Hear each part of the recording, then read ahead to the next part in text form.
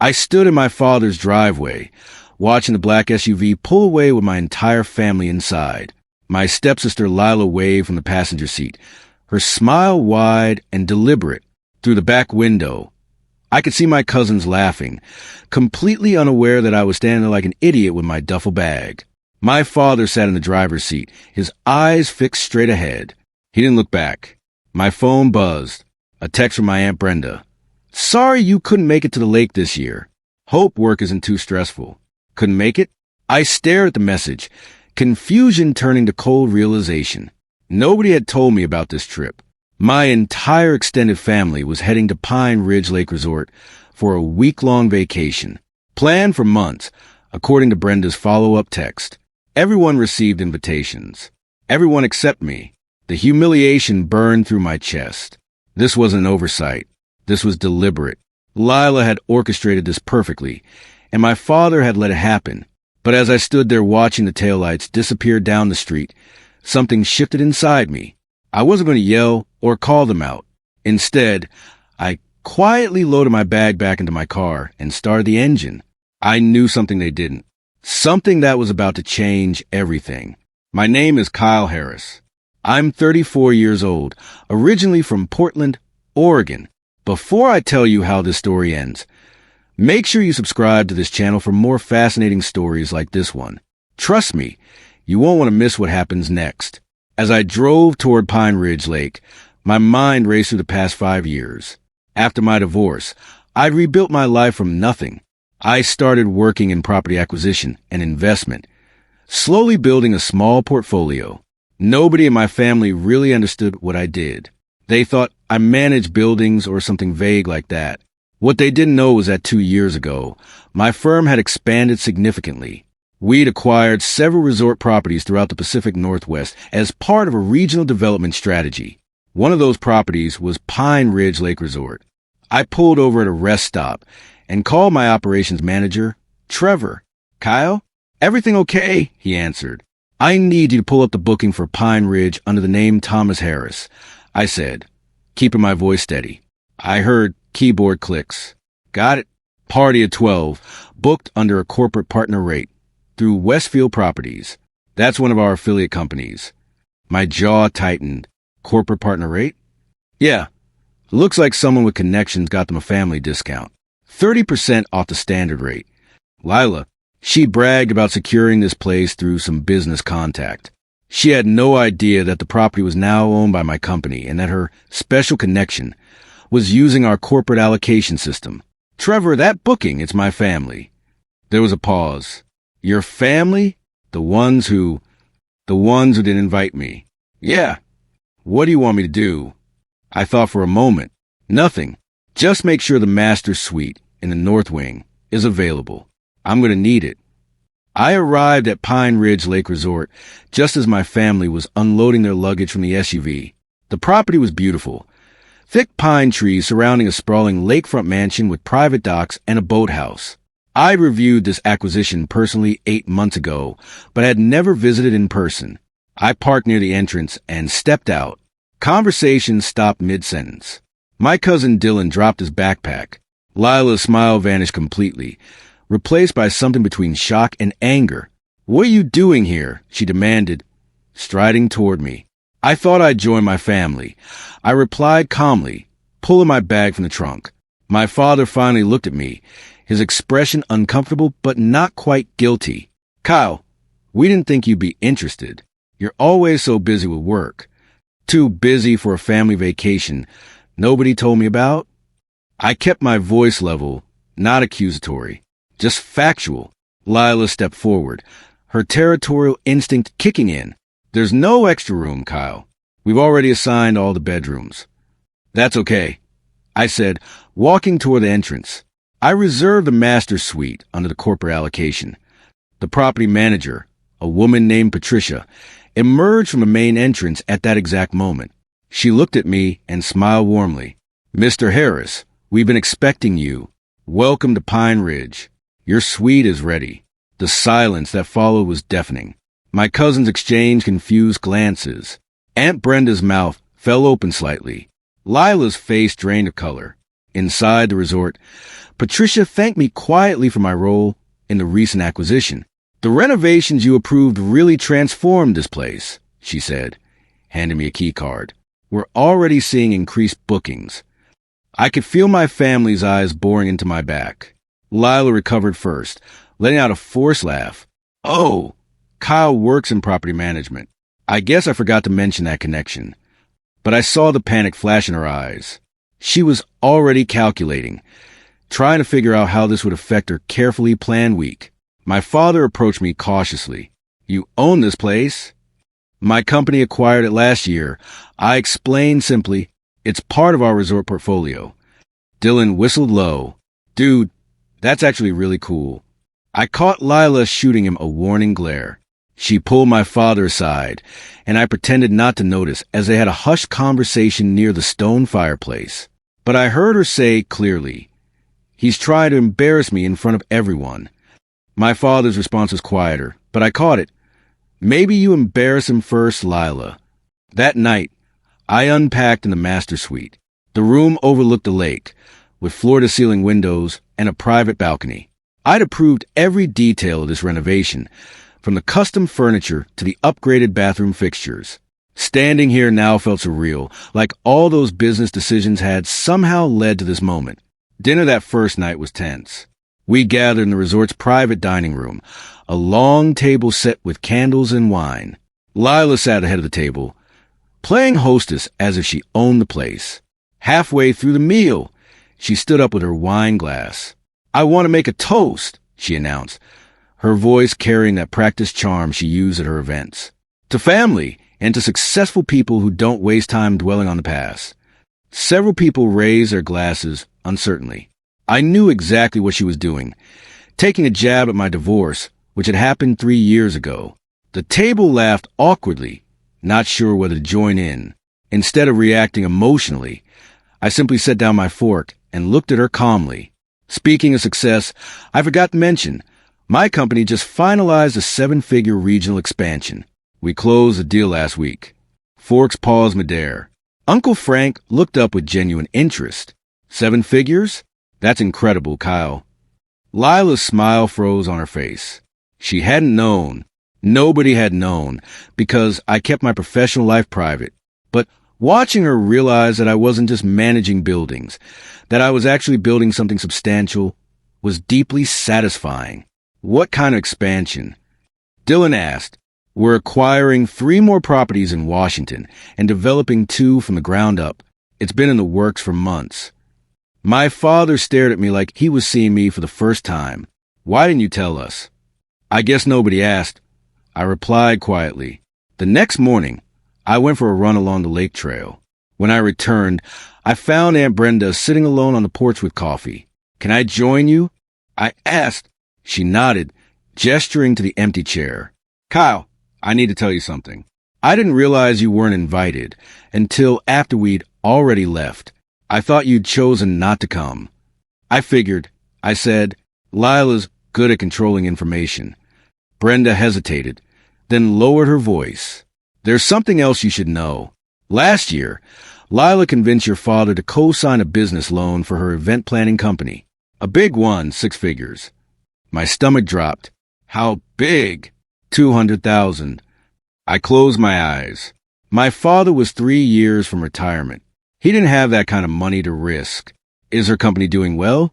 Brenda's expression told me everything. She's been chasing clients, but nothing's materializing the way she promised. Your father's been stressed about it, but he won't admit it. Suddenly, everything clicked into place. This trip wasn't just a family vacation. It was Lila's attempt to showcase success, to attract potential investors from within the family. She probably planned to make a pitch at some point during the week. And I just walked in as the unexpected comparison, the actual success story she couldn't control or manipulate. My phone rang during lunch. It was Trevor, my operations manager. "Kyle, something weird came up," he said. "Remember Philip Westbrook, our major investor in the Washington properties?" "Of course." "He just mentioned that someone named Lila Harris contacted him 2 months ago seeking funding for an events company." I stepped away from the table, walking toward the lake. "What did she say?" She pitched her business as a high-end corporate events firm. But here's the thing. She also mentioned you. She framed you as a cautionary tale of failed risk-taking after your divorce. She implied you made some bad business decisions and suggested investors should be careful about whose advice they followed in the family. Rage flashed hot through my chest, then cooled into something sharper. She hadn't just excluded me from a vacation. She'd actively tried to sabotage my professional reputation while seeking money from my business contacts. Did Philip invest? I asked. No. He actually thought it was strange and unprofessional that she brought you up at all. But I thought you should know. After hanging up, I stood at the water's edge, watching waves lap against the dock. Lila wasn't just protecting her image. She was actively trying to destroy mine. This wasn't sibling rivalry. This was calculated. That afternoon, the family went out on rented boats. I ended up in a kayak, deliberately choosing solo. Lila maneuvered her boat alongside mine when we drifted far from the others. "We need to talk," she said flatly. "About what?" "You're sabotaging my week. Showing up here, flexing your company success. You're making this all about you." I stopped paddling and looked at her directly. "Why wasn't I invited, Lila?" She shrugged, not meeting my eyes. "You make people uncomfortable." "No," I said quietly. "I make you uncomfortable." Her paddle splashed harder against the water. "You always do this. You always have to prove something. Can't you just let me have this one thing?" "Have what? A vacation? Or a stage to perform on?"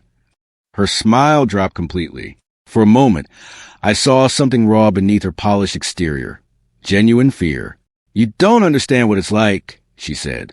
"Everyone always compared me to you growing up. Smart Kyle, responsible Kyle. I'm finally building something, and you just..." "I just what?" "Exist." She didn't answer. She paddled away, leaving me floating alone on the water. That evening, my father found me on the north deck. He sat down heavily in the chair beside me, holding a beer he wasn't really drinking. "I need to be honest with you," he said finally. "I'm stretched thin financially. Helping Lila with her business has cost more than I expected." "The cosign loan," I said. "It wasn't a question." He nodded. "I dipped into retirement funds to cover some early expenses. She promised it would pay back quickly, but it hasn't." "No." He looked older suddenly, tired. "I didn't invite you to this trip because I knew it would cause tension. Lila said it would be easier without you here, and I wanted 1 week without conflict." The betrayal hit deeper than the driveway moment. This wasn't forgetfulness or oversight. He'd actively chosen to protect her comfort over my inclusion. He'd chosen her version of peace over acknowledging my existence. "Dad, do you know what her company's actual revenue is?" He looked away. "She says it's building." That's not an answer. "Kyle, she's trying. She just needs time." "And your retirement?" I asked. "What happens if she runs out of time?" He didn't respond. We sat in silence as the sun set over the lake. The next day brought an unexpected twist. My business partner Trevor called to tell me that Philip Westbrook owned a vacation property just 20 minutes away. Philip had heard I was in the area and wanted to invite everyone to dinner at his estate. Everyone. I repeated. He specifically said to bring your family. He's interested in meeting them. Lila's eyes lit up when I mentioned the dinner invitation. Philip Westbrook was exactly the kind of high-profile investor she wanted to impress. She spent an hour getting ready, rehearsing casual conversation starters about her business. At Philip's estate, the dinner was elegant. Catered food, wine pairings, conversation flowing easily. But midway through the meal, Philip raised his glass. "I want to acknowledge Kyle," he said. "I've worked with many professionals in property development, but few have shown his integrity and strategic vision. When he approached me about the Washington expansion, he'd done his homework thoroughly. He rebuilt from nothing after his divorce and turned the situation into an empire." The table fell silent. Uncle Frank nodded appreciatively. Dylan looked at me with new respect. My father's expression shifted. Pride mixed with something like shame. Lila's face went carefully blank. She'd expected to network, to pitch, to shine. Instead, I was being publicly validated by someone she tried to impress using my name as a cautionary tale. She realized then she'd miscalculated the entire narrative. The following morning, Patricia, the property manager, found Lila in the main lodge. I happened to be nearby, reviewing some paperwork at a corner table. Ms. Harris, I want to let you know that due to recent corporate restructuring, the special partner rate you receive for this booking won't extend to future reservations. Going forward, you'll need to book at our standard rates. Lila's friendly mask cracked. That's not what I was told when I booked. I apologize for any confusion. The policy changed during our acquisition last year. Your current booking is honored, but subsequent reservations will follow new guidelines. After Patricia left, Lila found me immediately. You did this, she hissed. You're interfering with my relationships. I pulled out my phone and showed her the internal memo about the rate restructuring. This policy was implemented 8 months ago, before I even knew about this trip. I don't believe you. Believe what you want, Lila, but the numbers don't lie. She stared at the memo, her control visibly slipping. Everything she'd arranged, the discounted rate, the impressive venue, the appearance of having connections, was built on access she no longer had. That afternoon, Lila announced she'd give a presentation about her business to family. She framed it as a collaborative opportunity, a chance for family members to invest in something meaningful together. She set up her laptop in the main lodge, connecting it to the large TV screen. Professional slides appeared, glossy photos of events, projected revenue charts, testimonials from clients. The events industry is booming, she began confidently. Corporate clients are spending more than ever on premium experiences. My company is positioned to capture that market. She clicked through slides showing projected growth curves that looked almost vertical. Uncle Frank leaned forward, interested. My cousins nodded along. Then she showed a slide about her competitive advantages. One bullet point read, leadership that understands creative entrepreneurship, not just corporate logistics. She glanced at me when she said it. The implication was clear. Her creative vision versus my boring spreadsheet work. I stayed quiet, letting her finish the presentation. She showed projected revenues of $2 million within 3 years, expansion into 5 new markets, and partnership opportunities, requiring $50,000 minimum investments. When she finished, the family clapped politely. Then Uncle Frank asked a simple question. What's your current overhead versus revenue? Lila's confident smile faltered. Well, overhead is still significant because we're in growth phase, but what's the actual number? Frank pressed. She fumbled with her laptop.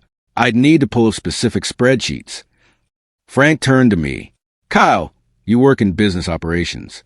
What do you think? Lila's eyes flashed with anger. He doesn't understand creative industries. Actually, I said carefully, the question about overhead is important for any business. If you're spending 80% of revenue on operations, you don't have sustainable profit margin regardless of industry. I stood and walked to the screen. Can I see your vendor cost slide? Reluctantly, Lila clicked back. The numbers showed significant spending on premium venues, catering partners, and marketing. I did quick mental math. Based on these numbers, I said gently, you'd need to book at least 15 major events per quarter just to break even. How many events did you book last quarter? Lila's jaw tightened. 7. And the quarter before? 5. The room shifted uncomfortably. My father looked genuinely concerned now. Aunt Brenda glanced at Uncle Frank with worry. I'm not trying to attack your business, I continued. But these projections assume rapid growth that isn't matching current booking rates. If someone invests $50,000 based on these numbers, they need to understand the actual risk. Lila closed her laptop sharply. You just couldn't let me have this moment, could you? This isn't about moments, Lila. This is about Dad's retirement money that's co-signing your loan. The room went completely silent. My father's face went pale. Several family members looked shocked. They hadn't known about the loan. How much did Dad guarantee? Dylan asked quietly. Lila stood abruptly.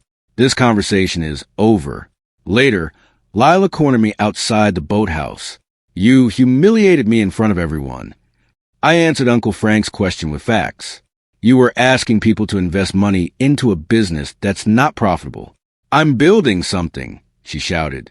Not everything happens overnight, like your perfect little empire. My empire? I laughed bitterly. Lila, I slept on a friend's couch for 6 months after my divorce.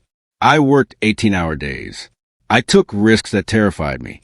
You want to talk about building something? Build it honestly. Dad believes in me, she said, her voice breaking. Not you. He chose me. That sentence landed heavier than she'd intended. We both felt it. Yeah, I said quietly. He did. I walked away, leaving her standing by the water. That night, my father knocked on my suite door. He looked exhausted. I need to tell you something else, he said, sitting on the couch. I asked family members not to mention this trip to you. I thought it would keep the peace if you just didn't know. The admission hit like a physical blow. You actively hid it from me. I was trying to avoid conflict.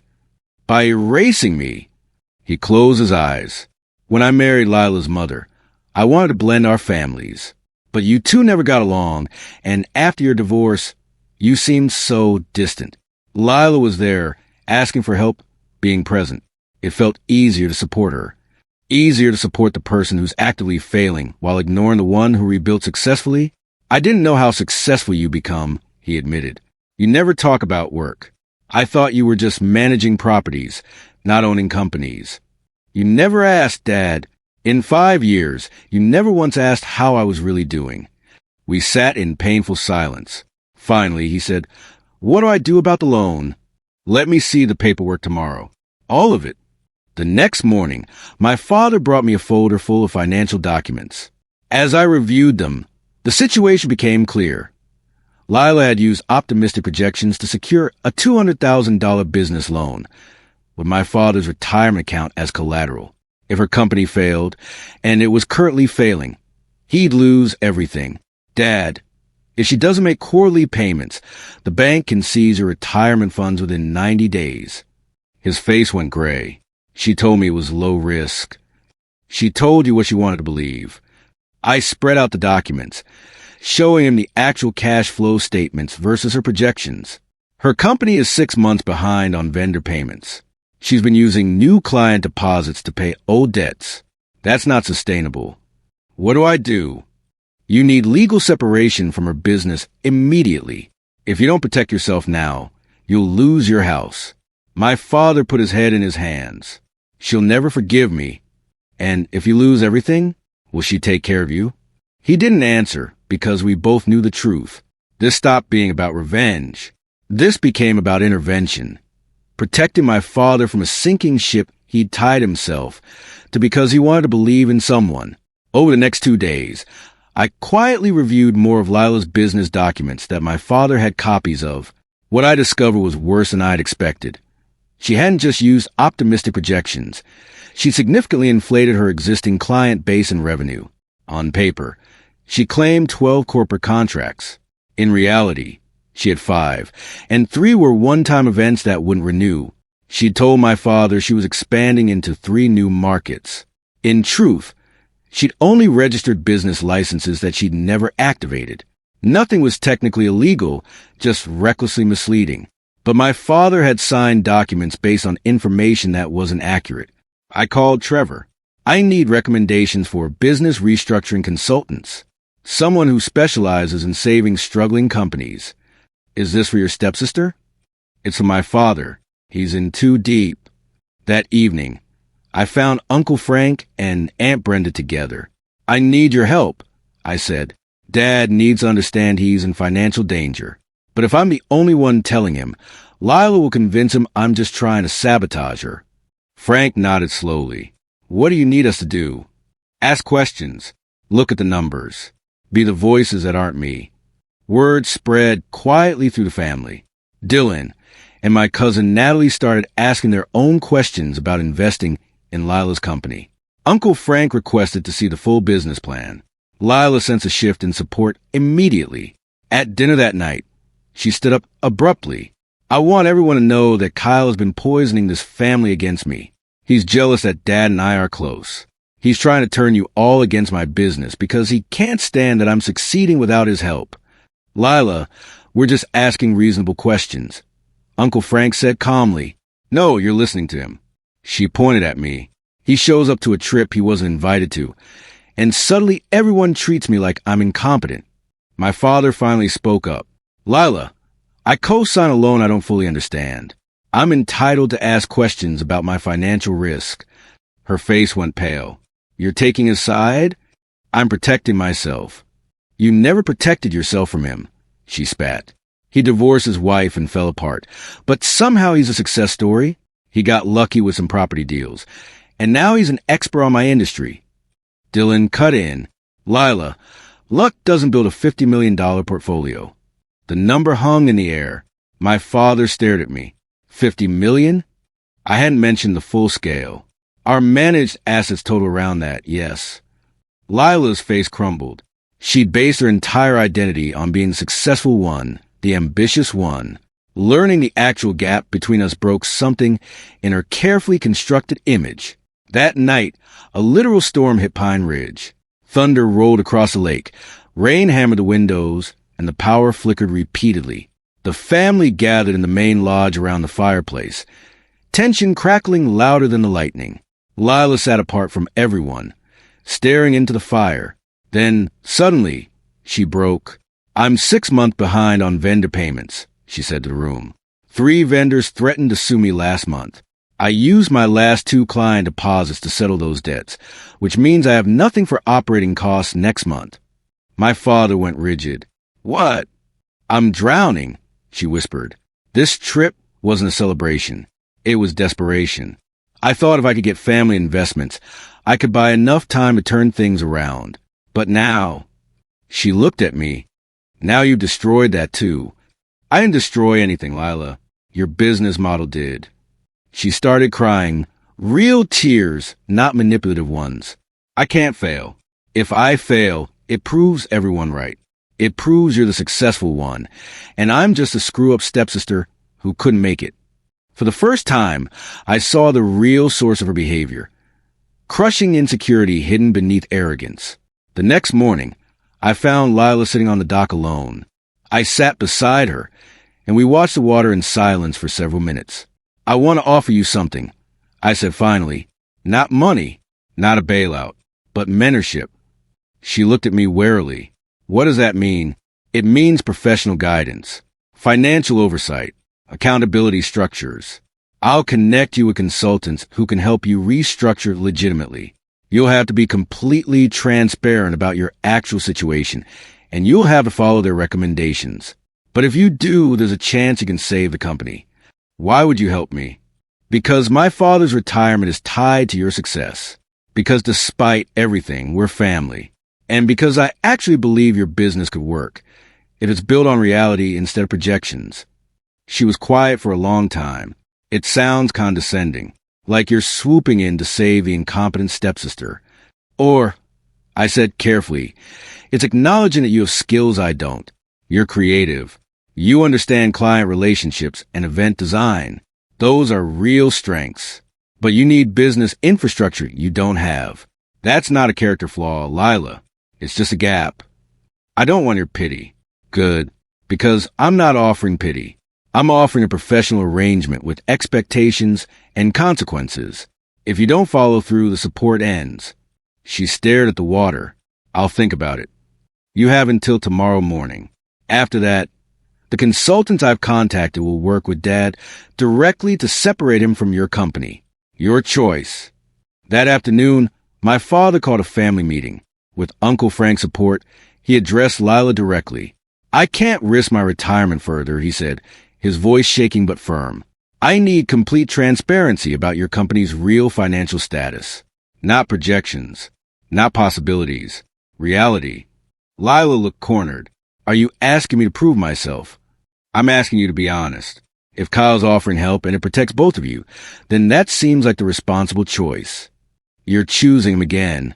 No, my father said, and his voice broke.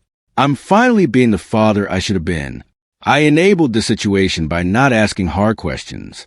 I let my desire to support you blind me to real risks. That ends now. For the first time in the entire trip, I saw my father choose accountability over comfort. Lila sat silently, her authority crumbling around her. Without Dad's unconditional support, her power in the family dynamic evaporated. On Wednesday morning, Lila packed her bags. The family gathered awkwardly in the main lodge as she prepared to leave early. "I can't stay here," she announced. "Not with everyone judging me." "No one's judging you," Aunt Brenda said gently. "We're worried about you." "You're worried about your money," Lila shot back. Then she looked at me. "You always needed to win, Kyle. Even when we were kids. You needed everyone to see you as the better one." I stood up slowly. "No, Lila. I just needed to stop losing. I needed to stop being erased from my own family." She stared at me, then grabbed her bags.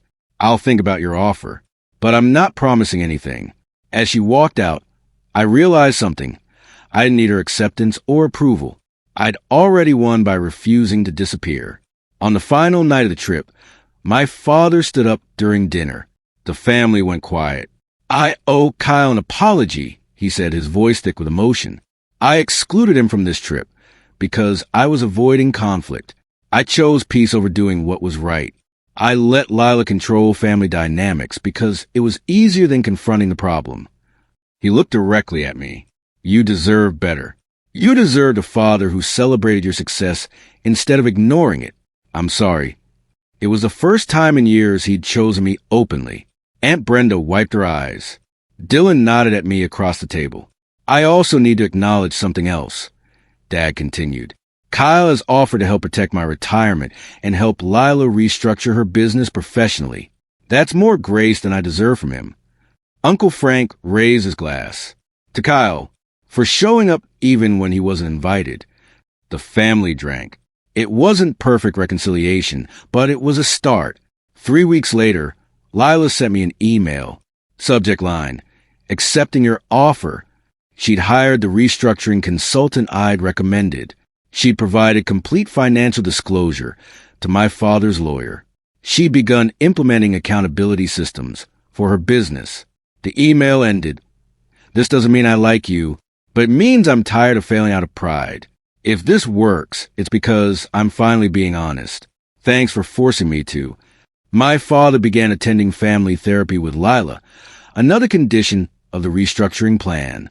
Slowly, carefully, they started rebuilding their relationship on truth instead of enabling. Family gatherings shifted. Invitations were no longer controlled by one person. Uncle Frank started a group text that included everyone. And when holidays were planned, I received notifications like everyone else. It wasn't dramatic transformation. It was small, steady progress toward actual family. 6 months later, I returned to Pine Ridge Lake Resort for a company retreat. This time, I invited the family as my guests. My father came proudly, spending the weekend telling anyone who would listen about his son's company. Lila came too, quieter now, humbled by the restructuring process, but slowly rebuilding her business on sustainable foundations. On Sunday evening, I stood on the dock at sunset. The water was glass smooth, reflecting orange and pink sky. My father joined me. "This place really is beautiful," he said. "It is. Thank you for not giving up on us." "On me." I thought about that driveway moment, watching them drive away without me. I thought about the betrayal, the anger, the decision to show up anyway. I didn't win by humiliating her, Dad. I won by refusing to disappear. He nodded, understanding. As the sun dipped below the tree line, I realized something profound. The family that once drove away without me now waited for my invitation. Not because I'd forced them, but because I'd proven my worth by simply existing on my own terms. And that was the sweetest victory of all.